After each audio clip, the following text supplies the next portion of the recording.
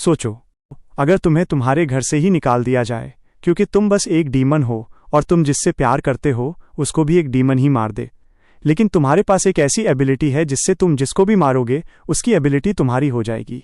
ये एनीमे सच में बहुत ही ज़्यादा इंटेंस है, तो इसको मिस मत करना। इस एनीमे की शुरुआत में हम एक लड़की को देखते हैं जो कि चिल्ला चिल्ला के कह रही होती है कि प्लीज़ मुझे मत मारिए, लेकिन उसके डैड उसको मार के उसके घर से निकाल देते हैं और कहते हैं कि तुम मेरी ज़िंदगी की सबसे बड़ी गलती हो। जहाँ ये सब उसका भाई भी देख रहा होता है। वो अपने भाई से मदद भी मांगती है, लेकिन उसका भाई उस वक्त कुछ भी नहीं कर पाता और उसके डैड उस लड़की को लात मार के घर से निकाल देते हैं, घर के बाहर वाले स्टोर रूम में कैद करके रख देते हैं।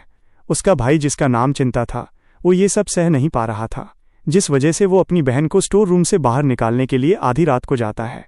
लेकिन जब चिंता वहां पर जाता है तो वो देखता है उसकी बहन तो स्टोर रूम में है ही नहीं। फिर वो उसको इधर उधर हर जगह पर खोजने लगता है और घर के बाहर वो देखता है कि बारिश में वो भीग रही थी। तब चिंता उसके पास जाता है और उससे माफ़ी मांगता है और बोलता है कि हमारे डैड जब तुम्हें मार रहे थे तब मुझे कुछ करना चाहिए था, लेकिन मैं बहुत ज़्यादा डर गया था, प्लीज़ मुझे माफ़ कर दो। तब उसकी बहन, जिसका नाम सिजुमे था, बारिश की वजह से उसकी पट्टी थोड़ी सी नीचे आ गई थी और हम उसकी डीमन आई को देखते हैं। अब सिजुमे बोलती है कि प्लीज़ भैया, आप मेरी वजह से इतनी तकलीफ़ें मत उठाया कीजिए, आप डैड के पास जाइए, उन्हें आपकी ज़रूरत है। तब उसका भाई बोलता है नहीं, हम लोग यहाँ से जा रहे हैं। और उसके बाद हम देखते हैं चिंता और सिजुमे रात के अंधेरे में एक जगह पर बैठे होते हैं। उनके पास रहने के लिए एक भी जगह नहीं था, लेकिन तभी यहाँ पर एक आदमी आता है।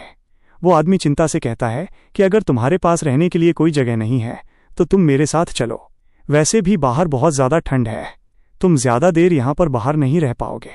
चिंता के पास कोई भी ऑप्शन नहीं था, जिस वजह से वो उस आदमी के साथ जाने के लिए मान जाता है।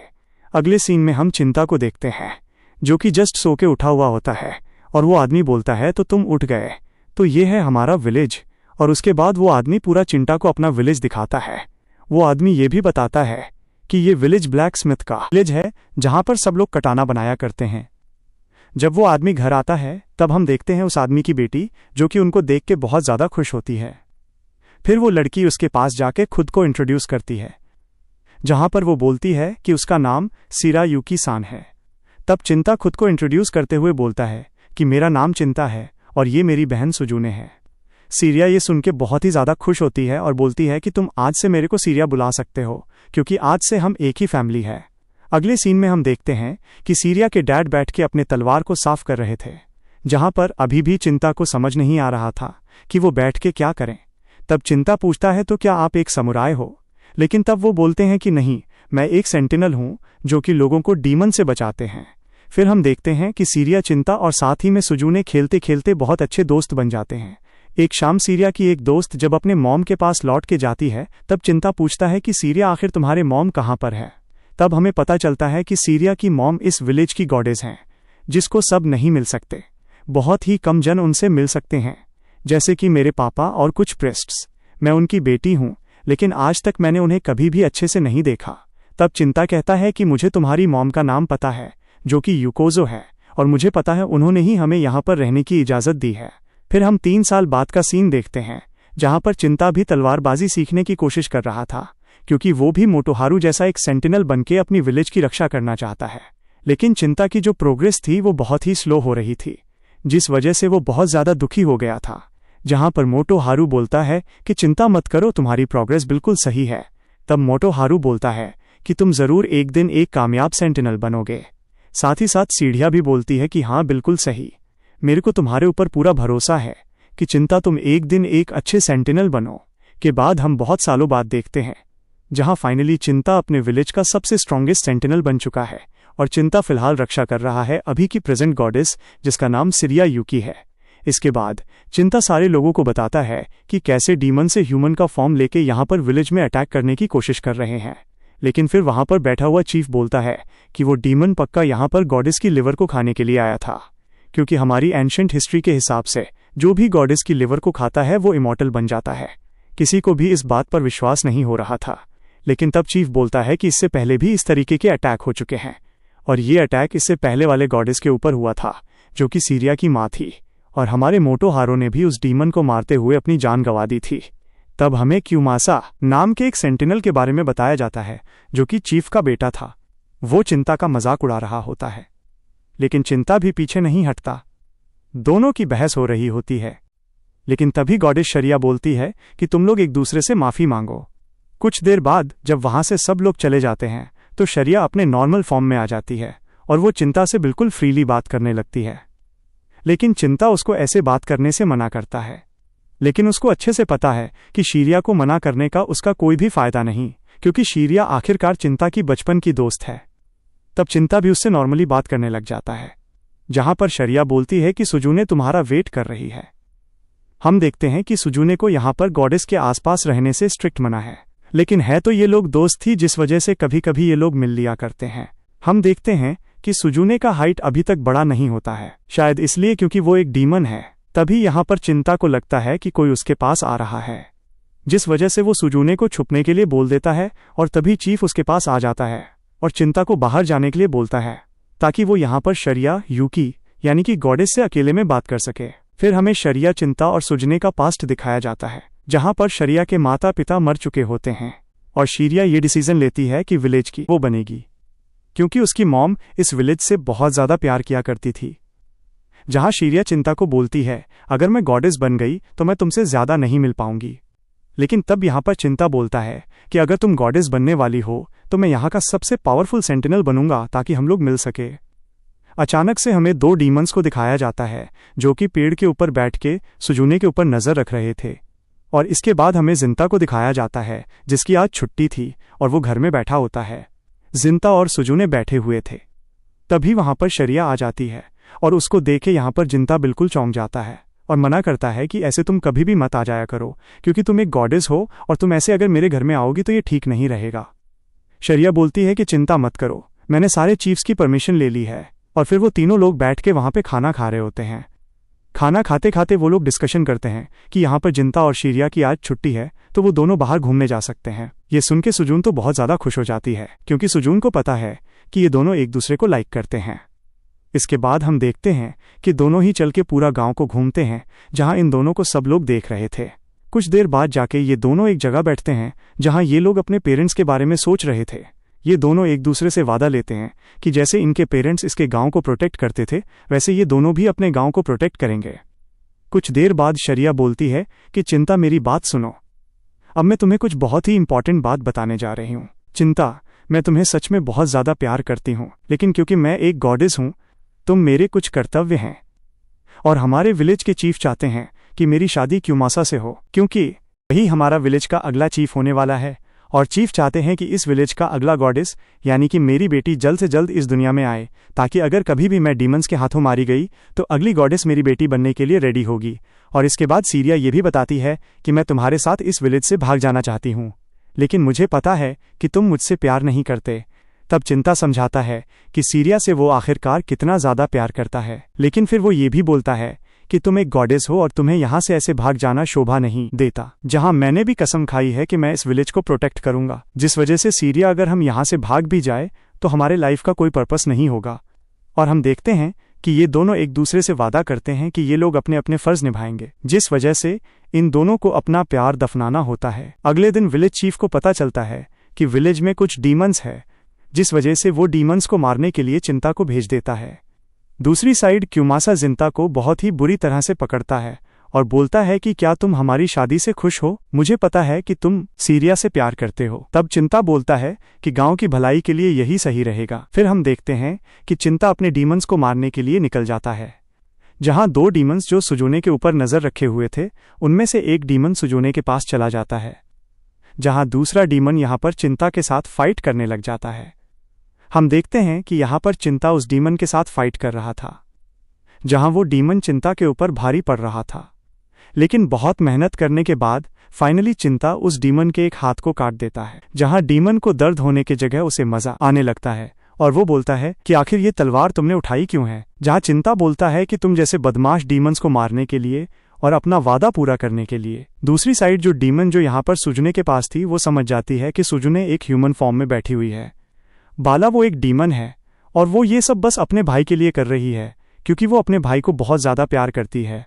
लेकिन ये डीमन तो बिल्कुल एनोकोची जैसे मैनिपुलेटर निकली वो सुजने को मैनिपुलेट करते हुए ये दिखाती है कि कैसे यहाँ पर चिंता एक डीमन के साथ लड़ रहा है और वो खतरे में है और उसे बचाने के लिए यहाँ पर सुजनैया को जाना पड़ेगा। पहले तो उसके साथ जाने के लिए सुजने मना कर देती है, लेकिन इसके बाद वो डीमन उसको दिखाती है कैसे सीरिया और क्यूमासा मिलके बाद में चिंता को मिलके धोखा देने वाले हैं। और ये सुन के सुजने को बहुत ज़्यादा गुस्सा आ जाता है, जिस वजह से वो फाइनली यहाँ पर जाने के लिए रेडी हो जाती है। दूसरी साइड हम देखते हैं कि वो डीमन सच में यहाँ पर चिंता के ऊपर बहुत ज़्यादा भारी पड़ रहा था। चिंता उठता है और उस डीमन से पूछता है कि आखिर तुम लोग यहाँ पर ह्यूमंस को क्यों मारते हो। डीमन जवाब देता है कि ये तो हमारी नेचर में है और हम इसको बदल नहीं सकते। और फिर से यहाँ पर डीमन और चिंता की लड़ाई चालू हो जाती है, जहाँ इस बार वो डीमन चिंता का एक हाथ को उसी के तलवार से काट देता है और साथ ही साथ उसके तलवार के भी 2 टुकड़े कर देता है। लेकिन तभी टाइम देखते साथ यहाँ पर चिंता उसी टूटे हुए तलवार को लेकर डीमन के दिल के अंदर घुसा देता है, जिस वजह से वो डीमन यहाँ पर मारा जाता है। लेकिन मरने से पहले वो डीमन बोलता है, हम डीमन इस गांव में बस इसीलिए आए थे ताकि हम यहाँ पर सबसे स्ट्रॉन्गेस्ट डीमन से मिल सके। चिंता साफ साफ समझ जाता है कि आखिरकार वो किसकी बात कर रहा है, वो सूजने की बात कर रहा है। दूसरी साइड हम क्यूमासा को देखते हैं, जो कि सीरिया से ये बुलवाने की कोशिश कर रहा था कि वो इस शादी से खुश है, जहाँ सीरिया भी ये समझ चुकी थी कि विलेज के लिए उसको ये सब करना ही होगा, जहाँ वो भी इस बात को मान लेती है। लेकिन तभी यहाँ पर वो डीमन सुजुने के साथ यहाँ पर आ जाती है ताकि वो सुजुने को दिखा सके कि ये दोनों मिलके यहाँ पर चिंता को धोखा दे रहे हैं। जहाँ सुजुने वो उन दोनों को देख के यहाँ पर सीरिया से बोलती है कि मुझे नहीं पता था कि तुम इस टाइप की इंसान हो। मैं इतने सालों तक ह्यूमन फॉर्म में रही ताकि मैं अपने भाई और तुमको खुश देख पाऊँ, लेकिन आखिरकार इन सब का क्या मतलब हुआ। सीरिया उसको ये सब समझाने की कोशिश करती है कि ये सब वो बस अपने विलेज को बचाने के लिए कर रही है। लेकिन सीरिया की बात सुनने से पहले ही वो डीमन यहाँ पर सुजने को भड़काने लग जाती है और सुजने के हाथ में वो एक तलवार देती है, जिससे वो यहाँ पर सिराया को मारने के लिए बोलती है। दूसरी तरफ यहाँ पर जिंता देखता है कि उसका हाथ खुद ब खुद ठीक हो गया, लेकिन उसको कुछ भी समझ नहीं आता। जैसे ही वो कुछ समझ पाता, उससे पहले वो देखता है कि पूरे विलेज में यहाँ पर आग लग चुकी है। दूसरी तरफ हम देखते हैं कि सुसजुनी यहाँ पर असली डीमन फॉर्म में आ चुकी है, जहाँ वो सिराया को मारने के लिए बिल्कुल रेडी थी। लेकिन तभी यहाँ पर जिंता आ जाता है और वो सिराया को गले लगा लेता है, लेकिन अचानक से सिराया का यहाँ पर गला ही कट जाता है। जिंता अपने प्यार को ऐसे मरता हुआ देख बहुत ज़्यादा गुस्सा हो जाता है और उसके बाद उसे मारने के लिए जाता है। लेकिन जब वो देखता है कि सामने जो डीमन है वो असल में उसकी बहन है, तब वो पूछता है कि आखिर तुमने सिराया को क्यों मारा।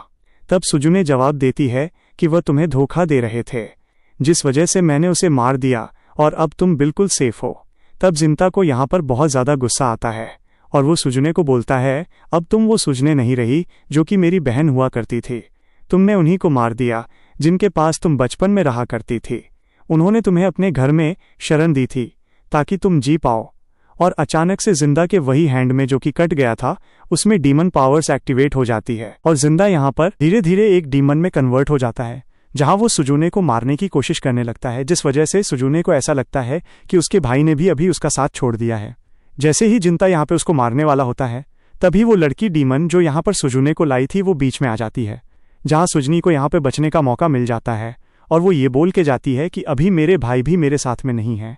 मैं आज से ये वादा करती हूँ कि मैं इस दुनिया को ख़त्म कर दूंगी और साथ ही जब भी तुम मेरे सामने आओगे जिन मैं तुम्हें भी मार डालूंगी। ये बोल के यहाँ पर सुजुने वहाँ से चली जाती है और हम देखते हैं वही लड़की डीमन को जो कि मरते हुए बोलती है कि क्योंकि सुजुने अभी यहाँ पर फुल्ली डीमन बन चुकी है, तो डीमन जाति एक तरीके से इमॉर्टल बन चुकी है। जहाँ दूसरी तरफ जिंदा बहुत ज़्यादा रोता है और सीरिया को पकड़ के बोलता है कि आखिर वो उससे कितना ज़्यादा प्यार किया करता था और उससे माफ़ी भी मांगता है कि वो उसको प्रोटेक्ट नहीं कर पाया। गाइज, यहाँ से इस एनिमे की स्टोरी लाइन इतनी ज़्यादा अच्छी है कि अगर तुम लोग यहाँ से मिस कर देते हो तो तुम लोग बहुत ज़्यादा पछताने वाले हो। इसके बाद हम जिंता को देखते हैं जो कि यहाँ पर बैठा होता है और सोचता है कि अगर मैं यहाँ पर मर भी जाऊँ लेकिन मैं सारे डीमंस को मार के छोड़ूंगा और हो सके तो मैं अपनी बहन को बचाने का एक पीसफुल तरीका भी निकाल सकता हूँ, और अगर ये ना हुआ तो मुझे अपनी बहन को भी मारना पड़े तो मैं उसे मार दूंगा। इसके बाद हम देखते हैं कि जिंता इस विलेज से बाहर निकलने वाला होता है। तभी चीफ यहाँ पर जिंता के सामने आ जाता है और बोलता है, मुझे माफ़ कर दो क्योंकि ये सब मेरी गलती है। मुझे पता था कि तुम दोनों एक दूसरे से प्यार करते हो, लेकिन मैंने अपने बेटे को इसलिए बोला क्योंकि मेरा बेटा भी उससे प्यार करता था। अगर मैंने ये सब ना किया होता तो ये सब कभी भी नहीं होता। वो चीफ जिंता को उसका नया नाम जीनिया देता है और साथ ही उसको विलेज का सबसे स्पेशल तलवार भी दे देता है और ये भी बोलता है कि वो उसके नाम का एक शाइन बनाना चाहता है जिससे कि सब उसको याद रखें। और इसके बाद जिंता यहाँ से चला जाता है और इसके बाद सीधा हमें 170 साल बाद का सीन दिखाया जाता है। यहाँ हमें एक नया विलेज दिखाया जाता है, जहाँ हमें एक स्टोर दिखाया जाता है, जहाँ पर एक वर्कर जिसका नाम ज़ेंजी होता है, वो एम्प्लॉय यहाँ पर सबको मक्खन लगा रहा होता है ताकि वो स्टोर से कुछ चीज़ें खरीद सके। और उस एम्प्लॉय का जो बॉस होता है उसे इसे हमारे जिंता का काम था, यानी कि नया नाम जो कि जीनिया है। हमें पता चलता है कि उस ओनर ने यहाँ पर जीनिया को इसलिए बुलाया था ताकि वो अपने गोद लिए हुए बेटी को डीमन से बचा सके, और इससे ज़्यादा वो जीनिया को कुछ भी नहीं बताता।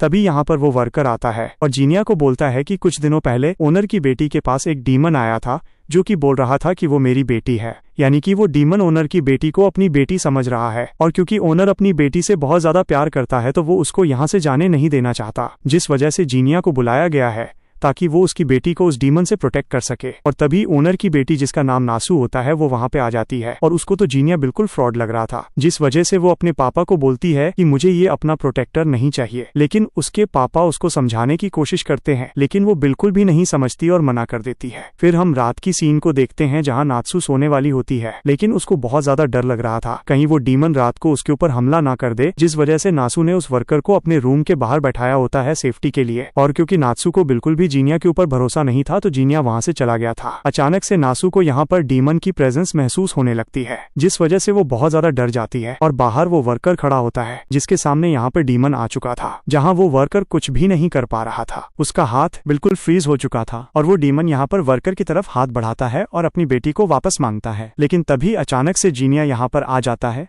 और उस डीमन के हाथ को काट देता है। तभी नासू बाहर आ जाती है और वो जीनिया को देख के चौंक जाती है। जीनिया उस डीमन से पूछता है कि तुम यहाँ पर क्यों हो और तुम्हारा नाम क्या है, लेकिन वो डीमन सिर्फ अपने बेटी को वापस मांगे जा रहा था, जिस वजह से जीनिया यहाँ पर उसको बीच से काट देता है।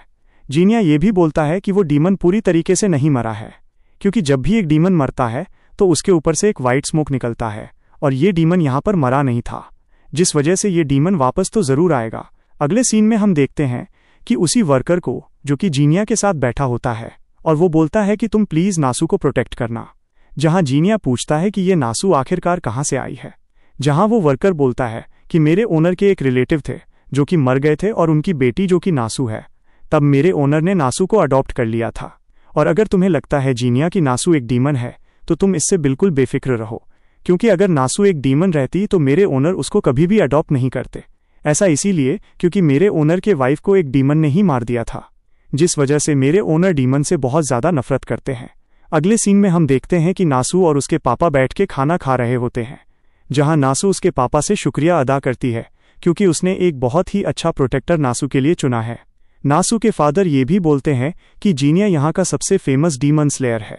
जीनिया की बैक स्टोरी हमारे लिए एक मिस्ट्री है जो कि सच में बहुत ही ज्यादा इंटरेस्टिंग होगी।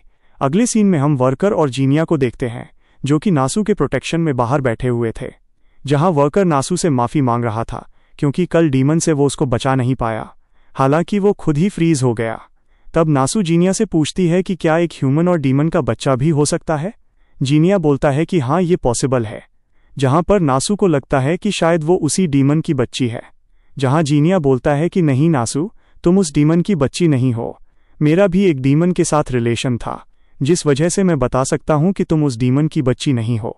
डीमन सिर्फ ह्यूमंस और डीमन से ही पैदा नहीं होते, वो यहाँ पर डार्क इमोशंस और बुरे थॉट्स से भी पैदा हो सकते हैं। ये सब ये बात कर ही रहे होते हैं कि तभी वो डीमन अचानक से वापस आ जाता है और जीनिया उसको पकड़ लेता है, जहां वो यहाँ पर नासू को पूछता है तो क्या मैं इस मॉन्स्टर को या फिर डीमन को मार दूं। जीनिया उसको इसीलिए पूछता है क्योंकि वो डीमन नासू के ही बैड इमोशन से बना होता है और जब तक नासू के बैड इमोशंस खत्म नहीं होंगे तब तक वो डीमन भी नहीं मरेगा। तब नासू मनी मन में सोचती है कि ये डीमन पक्का इसी वजह से बना होगा क्योंकि मैं अपने पापा का अटेंशन पाना चाहती थी, वो मेरे खुद के बाबा नहीं है, जिस वजह से मुझे लगता था कि वो मुझे प्यार नहीं करते और अटेंशन पाने के लिए ही मैंने शायद ये सब कुछ किया, असली डीमन तो शायद मैं ही हूँ। लेकिन तब वो वर्कर नासू को समझाता है कि ऐसा कुछ भी नहीं है और नासू भी ये सब फाइनली समझ जाती है, जहां वो बोलती है कि ठीक है जीनिया तुम उसको खत्म कर दो, जहां जीनिया उस मॉन्स्टर को खत्म कर देता है और उससे व्हाइट स्मोक भी निकलना स्टार्ट हो जाती है। लेकिन कुछ देर बाद वो डीमन खुद ब खुद जिंदा हो जाता है और कहीं ना कहीं इस बात का जीनिया को भी पता होता है कि ये डीमन सुजुनिया को खोजने के लिए आया था और ये डीमन असली में यहाँ पर जीनिया की मदद होती है, जो कि यहाँ पर सुजुनिया को खोजने के लिए आई होती है, और उसके बाद जीनिया उसको भी थोड़े दुख के साथ खत्म कर देता है। इसके बाद हम देखते हैं शॉप ओनर नासू और साथी वर्कर जीनिया का शुक्रिया अदा करते हैं, और जीनिया यहाँ पर नासू को ये बोल के जाता है कि लाइफ एक ही बार मिलती है, जिस वजह से तुम जो भी करना चाहती हो इसी लाइफ में करके मरो। जीनिया ये सब कह के यहाँ से चला जाता है। जब नासू अपने पापा से पूछती है कि आखिर तुमको जीनिया के ऊपर इतना ज्यादा भरोसा क्यों था, तब वो बोलते हैं कि अपने बेटे के ऊपर किसको भरोसा नहीं होगा। तब ये दोनों तो कुछ समझ नहीं पाते, लेकिन आप लोग तो ये समझ ही गए होंगे कि ये असल में जीनिया के फादर हैं, और हमारे जीनिया को भी इस बात का पता कहीं ना कहीं लग गया होता है। अगले सीन में हम देखते हैं कि जीनिया एक छोटे से होटल में खाना खाने के लिए बैठा होता है, और वहां के होटल मैनेजर और कुछ स्टाफ से ये बात कर रहे होते हैं कि दूर एक जगह में कुछ सीरियल किलिंग चल रही है, जहां जीनिया ज्यादा ध्यान नहीं देता। लेकिन जब वो जा रहा था तब उनको पता चलता है कि जीना एक डीमन स्लेयर है। तब वो मैनेजर बताता है कि जो सीरियल किलिंग्स चल रही है वो ऐसा अफवाह है कि ये डीमंस का ही काम है। जहां जब जीना उधर जाने की बात करता है तब होटल मैनेजर की बेटी जीना को उधर जाने से मना करती है, लेकिन यहाँ पर जीनिया ने भी ये वादा करके रखा है अपने आप से कि वो यहाँ पर सारे डीमंस को मार के रहेगा, जिस वजह से जीनिया रात को ब्रिज के ऊपर चले जाता है ताकि वो डीमन को मार सके। लेकिन कहीं पर भी वो डीमन उसको नहीं दिखता।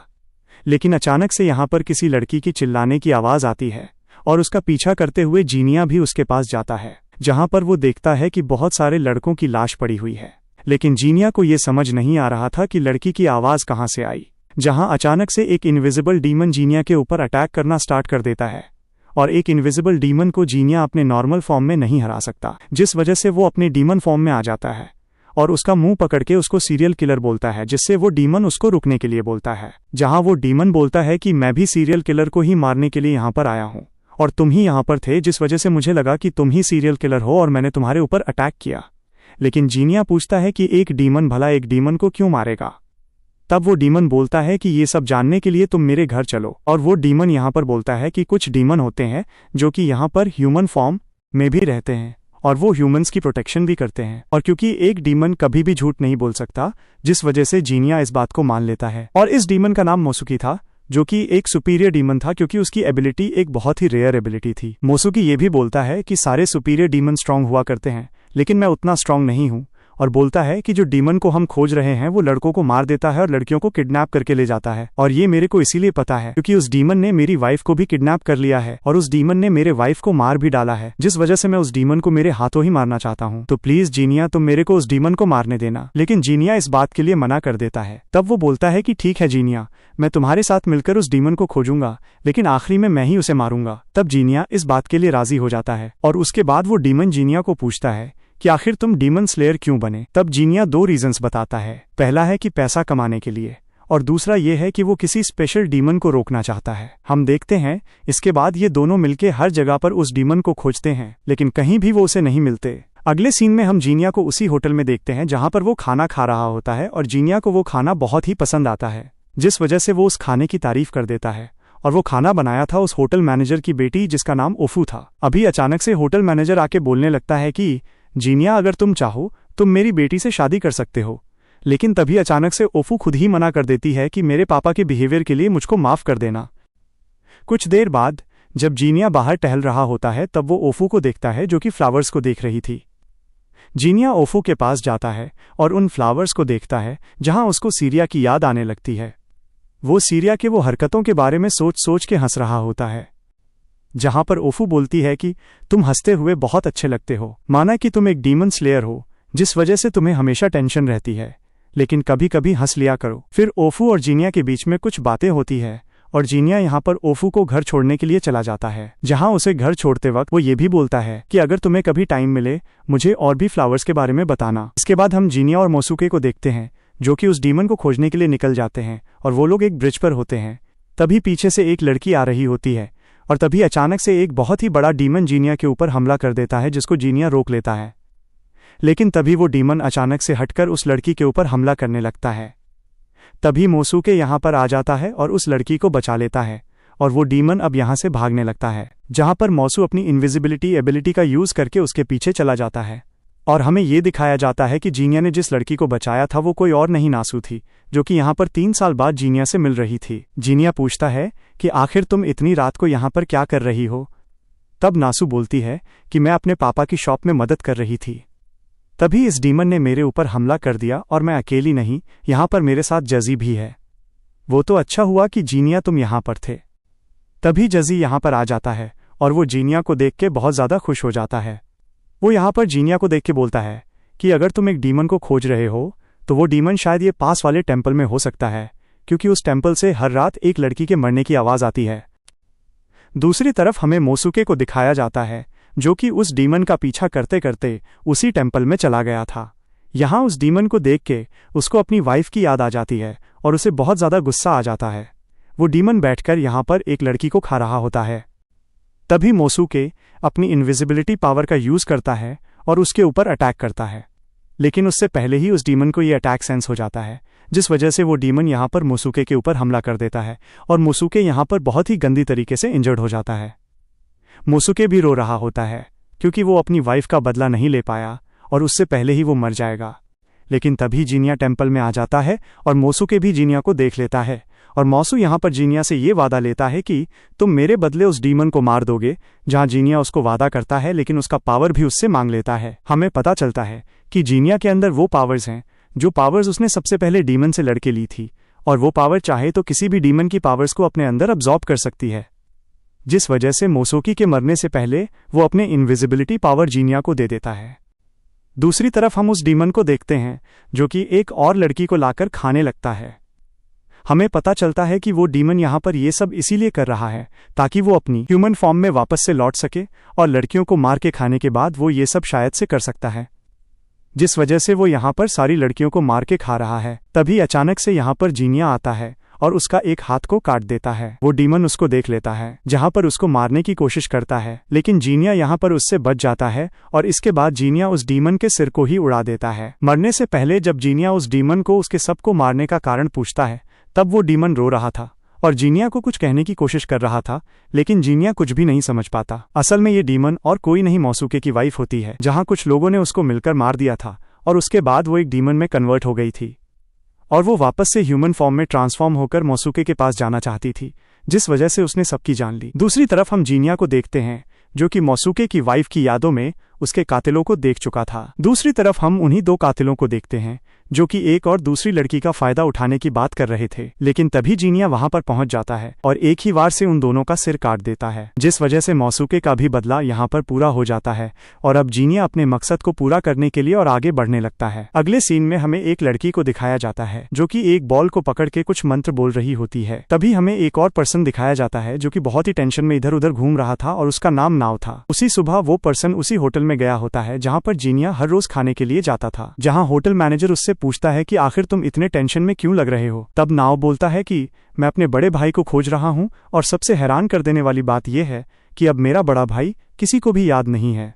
तभी वहां पर जीनिया की एंट्री हो जाती है और क्योंकि ओफू और जीनिया एक बहुत ही अच्छे दोस्त बन चुके थे, तो ओफू के कहने पर जीनिया उसकी बात सुनता है, जहां जीनिया बोलता है कि तुम्हारी प्रॉब्लम डीमन से रिलेटेड नहीं है, जिस वजह से मैं तुम्हारी हेल्प नहीं कर सकता। जो सुनकर नाव बहुत ज्यादा उदास हो जाता है और वहां से चुपचाप चला जाता है। जहां उसके जाने के बाद ओफू और होटल मैनेजर कहते हैं कि नाव एक ऐसा बंदा है जिसका बड़ा भाई है, लेकिन कोई भी उसके बड़े भाई को याद नहीं कर पा रहा, तो जीनिया प्लीज तुम नाव की हेल्प कर दो ताकि वो अपने बड़े भाई को खोज सके। जहां जीनिया को रिक्वेस्ट करने के कारण वो भी मान जाता है कि वो नाव की हेल्प कर देगा। अगले सीन में हमें जीनिया को दिखाया जाता है जो कि नासू के साथ बैठा होता है और जीनिया नासू को पूछता है कि आखिर तुम शादी कब करने वाली हो। तब नासू बोलती है कि मैं अपने फादर के बिजनेस में हेल्प कर रही हूँ, जिस वजह से मैं कोई मर्चेंट से ही शादी करूंगी। जहां नासू जीनिया से पूछती है कि आखिर तुम कब शादी करोगे, जहां जीनिया बोलता है कि मैं कोई शादी वगैरह नहीं करने वाला क्योंकि मैं सिग्मा हूँ।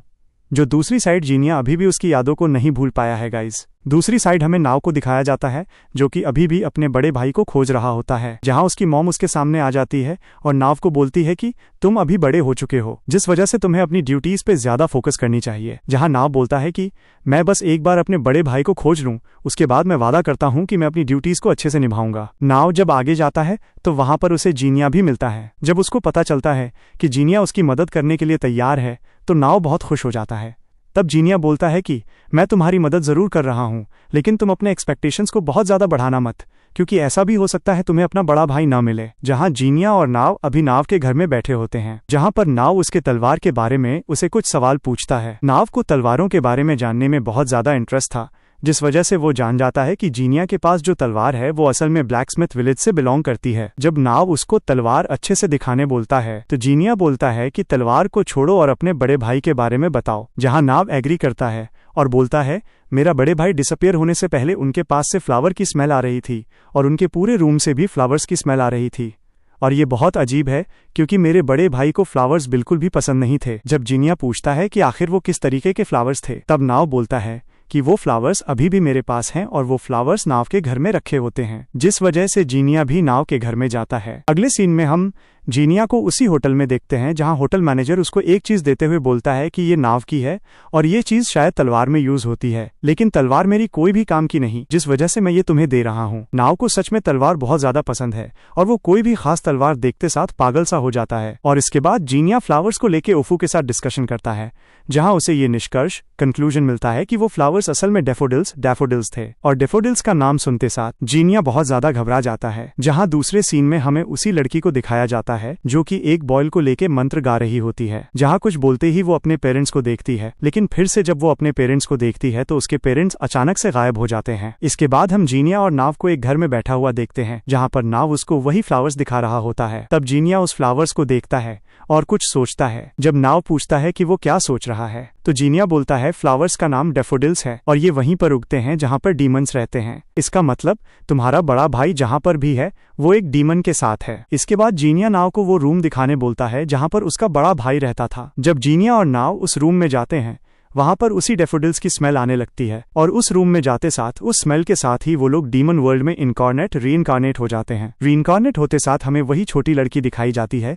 जो कि बॉयल के साथ खेल रही थी, और साथ ही हमें नाव का बड़ा भाई भी दिखाया जाता है। तब हमें उस छोटी सी लड़की की बैक स्टोरी पता चलती है, जहां बहुत समय पहले की बात है कि वो और उसकी फैमिली शांति से एक जगह पर रहा करते थे, लेकिन एक दिन अचानक से पूरे विलेज में आग लग जाती है। तब वो और उसके रिलेटिव साथ ही उसके पेरेंट्स भी उस आग में जल जाते हैं, और जब ये सब कुछ हो जाता है तो वो छोटी लड़की डीमन में कन्वर्ट हो जाती है। और तब जब वो डीमन बन चुकी थी तब उसको डैफोडिल्स मिलते हैं, जिससे वो एक इमेजिनरी वर्ल्ड बनाती है। और क्योंकि नाव और उसकी फैमिली वहीं पर रह रही थी जहां पर वो छोटी लड़की पहले रहती थी, जिस वजह से नाव का बड़ा भाई गलती से इस वर्ल्ड में ट्रांसपोर्ट हो जाता है। लेकिन अब नाव के बड़े भाई को उस डीमन के लिए बुरा लग रहा होता है, जिस वजह से वो उससे पूछता है कि आखिर तुम चाहो तो तुम मेरी बेटी के हिसाब से मैं तुम्हें पाल सकता हूँ। लेकिन फिर वो लड़की डीमन बोलती है कि नहीं, तुम्हारी फैमिली भी तुम्हारे लिए वेट कर रही होगी और मेरी सलाह मानोगे तो तुम्हें यहाँ से जल्दी चले जाना चाहिए। लेकिन उसका बड़ा भाई ये चीज मान ही नहीं रहा होता। तभी अचानक से नाव का बड़ा भाई कहीं पर गायब हो जाता है और तभी जीनिया और नाव भी यहीं पर चले आते हैं, और उस डीमन को देख के नाव उससे रिक्वेस्ट करने लगता है कि प्लीज बता दो कि आखिर मेरा बड़ा भाई कहाँ चला गया। तब पीछे से जीनिया बोलता है कि नॉर्मल वर्ल्ड के हिसाब से डीमन वर्ल्ड में बहुत जल्दी टाइम बीतता है, और फिर नाव समझ जाता है कि क्योंकि उसका बड़ा भाई डीमन वर्ल्ड में 2 दिन से ज्यादा रुका था, जिस वजह से उसका बड़ा भाई मर चुका है। और ये सब एक्सेप्ट कर लेने के बाद ये दोनों ही अपने रियल वर्ल्ड में ट्रांसपोर्ट कर दिए जाते हैं। और ठीक उसके अगले दिन हम सबको फिर से उसी होटल में बैठा हुआ देखते हैं जहां पर नाव कुछ रिसर्च करके आया होता है, और तब जीनिया नाव से माफी मांगता है कि वो उसके बड़े भाई को नहीं खोज पाया। लेकिन तब नाव बोलता है कि ऐसा नहीं है जीनिया, तुम्हारी वजह से मैं जान पाया कि आखिर मेरे बड़े भाई को क्या हुआ था, और अब कम से कम मैं अपने जॉब्स में तो ध्यान लगा ही सकता हूँ।